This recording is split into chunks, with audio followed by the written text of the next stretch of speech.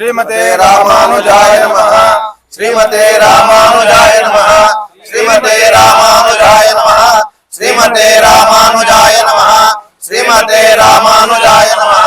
ಶ್ರೀಮತೆ ರಾಮಾನುಜಾಯ ನಮಃ.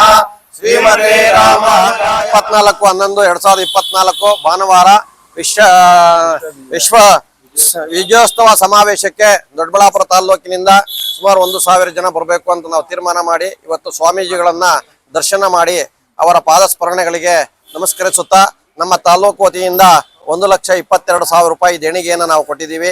ಅದೇ ರೀತಿಯಲ್ಲಿ ಎಲ್ಲ ವೈಷ್ಣವ ಬಂಧುಗಳು ಸಹ ನಾವು ಹೆಚ್ಚಿನ ಸಂಖ್ಯೆಯಲ್ಲಿ ಈ ಒಂದು ಸಮಾವೇಶಕ್ಕೆ ಬಂದು ಈ ಸಮಾವೇಶವನ್ನ ಯಶಸ್ವಿಗೊಳಿಸ್ತೀವಿ ಅಂತ ನಮ್ಮ ವೈಷ್ಣವ ಸಂಘದ ಎಲ್ಲ ಪದಾಧಿಕಾರಿಗಳ ಪರವಾಗಿ ಮತ್ತು ಅರ್ಚಕ ಸಂಘದ ಪದಾಧಿಕಾರಿಗಳ ಪರವಾಗಿ ನಾನು ಈ ಸಂದರ್ಭದಲ್ಲಿ ಹೇಳೋದಕ್ಕೆ ಇಚ್ಛೆ ಪಡ್ತಾ ಇದ್ದೀನಿ.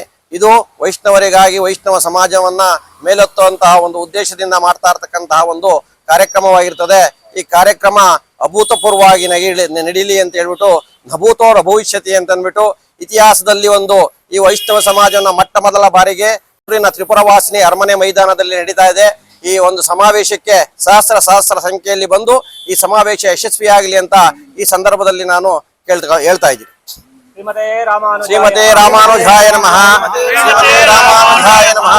ಶ್ರೀಮತೆ ರಾಮಾನುಜಾಯ ನಮಃ.